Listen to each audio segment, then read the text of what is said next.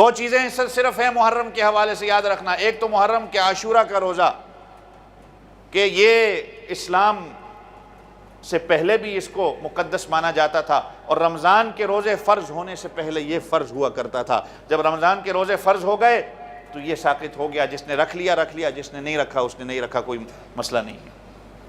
آپ صلی اللہ علیہ وسلم کو بعد میں پتہ چلا کہ یہودی بھی رکھتے ہیں، تو آپ صلی اللہ علیہ وسلم نے پوچھا یہودیوں سے کہ تم کس وجہ سے روزہ رکھتے ہو؟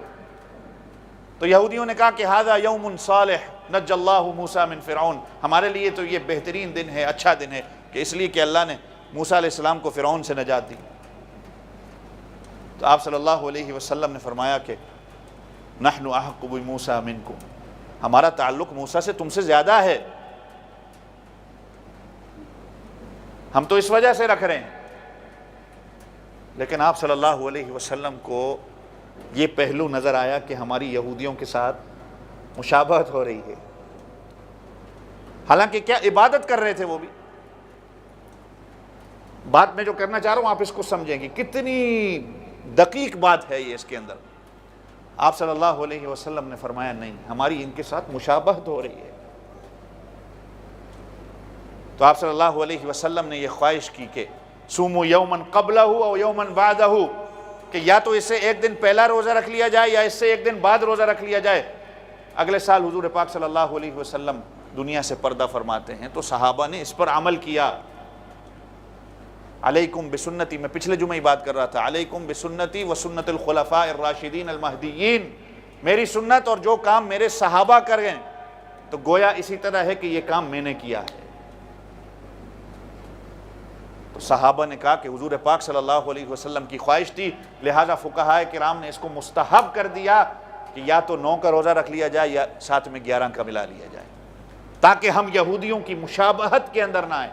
یہ تو عبادت کے اندر اللہ کے رسول نے پسند نہیں کیا، باقی کتنے کاموں کے اندر میری اور آپ کی یہودیوں کے ساتھ اور ہندوؤں کے ساتھ اور کیسی کیسی ہماری مشابہتیں ہیں۔ میں شروع میں بات کر رہا تھا کہ ہم کہتے ہیں کہ یہ علماء تنگ نظر ہیں، یہ چھوٹی چھوٹی باتوں کا، کپڑوں کے معاملے میں کہہ دیا کہ یہودیوں کی مشابہت ہے، یہ کر دیا وہ کر دیا۔ میں آپ سے کہتا ہوں یہ بھی 14 اگست آنے والی ہے نا، آپ 14 اگست کو، دن کی بات ہے نا، آپ خود مجھے بتائیں، یہ 14 اگست آنے والی ہے، آپ 14 اگست کو پاکستان کا نیشنل ڈے نہ منائیں، آپ 15 اگست کو منا لیں، منائیں گے؟ اگر کوئی 15 اگست کو منا لے تو کیا کہیں گے اس کو؟ کہ یہ غدار ہے، کہیں گے کہ نہیں کہیں گے؟ دن کی بات ہے نا، صرف چھوٹی سی بات ہے، صرف ایک دن کا ہی تو فرق ہے، 15 کو منا لو۔ اب کوئی اس کو پکڑے، بھائی تو یہ کیا کیا، بھائی یہ نادرا کارڈ ہے میرا، میں تو پاکستان کا ہوں بھائی، کیا وجہ ہے؟ ایک دن کا ہی مسئلہ ہے نا۔ تو یہاں پر ہم کہتے ہیں کہ جی یہ غدار ہے، یہ ملک کا غدار ہے، یہ فلاں کا جو ہے وہ ایجنٹ ہے، لیکن جب دین کی بات آتی ہے تو کہتے ہیں کہ جی مولوی تنگ نظر ہو گئے۔ جیسے میں نے کہا کہ دین کے اندر آسانیاں ہیں، من مانیاں نہیں ہیں، ہم اپنی من مانی چلانا چاہتے ہیں۔ تو اس لیے اللہ کے رسول صلی اللہ علیہ وسلم نے مشابہت، جگہ جگہ حدیث میں ملتا ہے، خالف الیہود والمشرکین، جو یہود اور مشرکین کر رہے ہیں اللہ کے رسول نے کہا اس کا الٹ کرو، تاکہ ان کے ساتھ ہماری مشابہت نہ ہو جائے۔ اور دوسری چیز محرم کی صرف یہ ہے کہ 10 محرم کو عاشورہ کے دن اپنے اہل و عیال پر وسعت کرنا، ان کے کھانے پینے کے اندر کشادگی اختیار کرنا، ان کے خرچے کے اندر کشادگی کرنا۔ اللہ تعالیٰ کہتے ہیں کہ حضور پاک صلی اللہ علیہ وسلم نے فرمایا کہ تمہارے پورے سال کے اندر اللہ رزق میں برکت دے دیں گے۔ آج 230 کتنا 250 تقریباً پہنچ گیا ہے ڈالر، لیکن اگر ہم یہ 450 تک کبھی چلا جائے، لیکن اگر یہ کام کر لو گے تو اللہ کہہ رہے ہیں رزق کی برکت میں دوں گا۔ اور اس پہ علماء نے، فقہاء نے، محدثین نے کہا کہ ہم نے کر کے دیکھا ہے، اللہ نے ہمارے پورے سال کے رزق کے اندر برکت دی ہے۔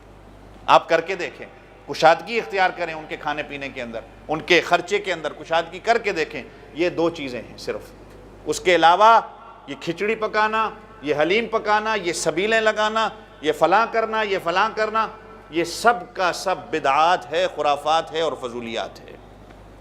قرآن و حدیث میں یہی ملتا ہے۔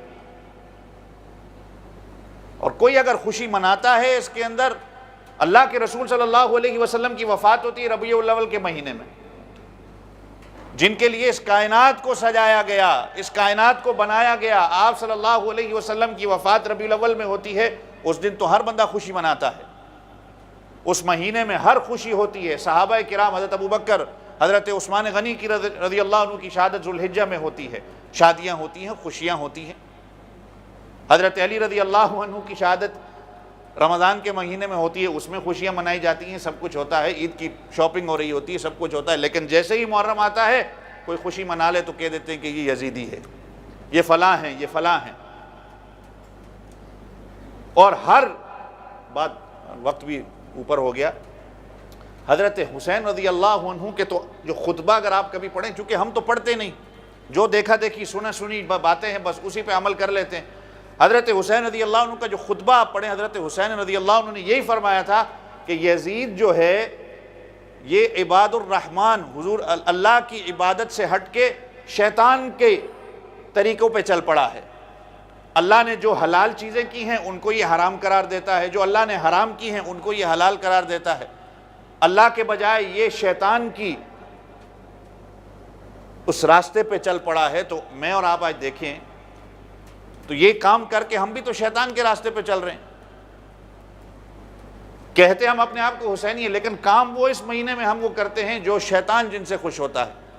جو حلال کام ہے ہم وہ نہیں کر رہے، حرام کام ہم کر رہے ہیں، تو وہ کام اسی نے کیے تھے جس کی وجہ سے حضرت حسین رضی اللہ عنہ کی شہادت ہوتی ہے۔